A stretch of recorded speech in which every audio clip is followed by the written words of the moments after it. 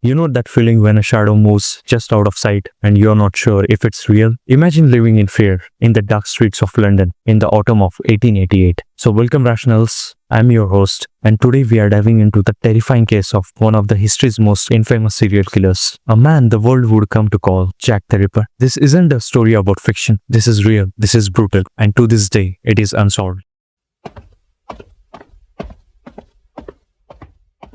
So let's go back in time. In 1888, London's East End was a piece of narrow alleyways, gas lamps flickering in the fog, and desperate people doing what they could to survive. The streets were unsafe, especially for women. Many were poor, many were prostitutes, and many were alone at night. And in this chaos, something far more sinister began to take shape. It started quietly. A few women found their bodies left in the shocking states of mutilation.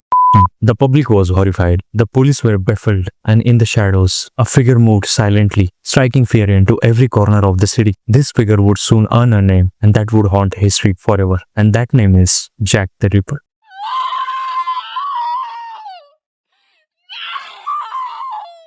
His known victims often called Canonical Five, and they were Mary Ann Nichols, Annie Chapman, Catherine Eddowes, and Mary Jane Kelly. Each woman was murdered in a way that shocked even the hardened streets of London. Most of them were mutilated, sometimes in a way suggesting surgical knowledge. The Ripper didn't just kill, he sent a message with every fact, a terrifying signature that would make the city panic. You know, this was the start of modern serial killings. What's haunting is how he chose his victims. Mostly women working the streets, alone at night, vulnerable, and every weekend, it seemed, the terror returned.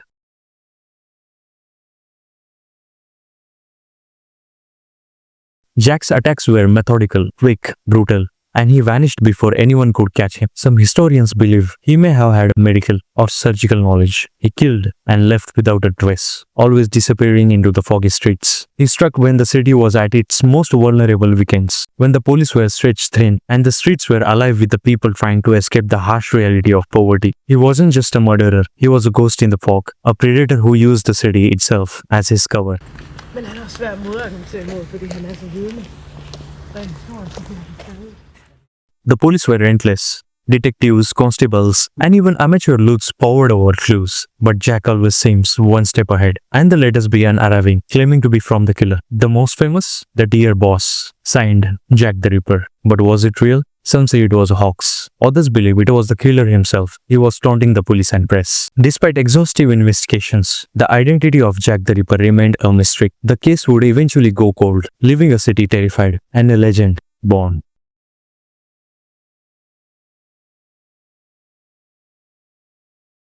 Over the years, hundreds of suspects has been named. One of the most discussed today is Aaron Kosminski, a Polish barber living in Whitechapel at the time. Modern DNA analysis on a shawl found near one victim suggested his involvement, but it's not conclusive. Some experts doubt the results. Others argue the evidence contaminated. Other suspects included a doctor with surgical knowledge. Another was a wealthy man with access to the East End. And the shocking was, even the members of the royal family. But what was the truth? No one knows. And that's what makes this case so haunting.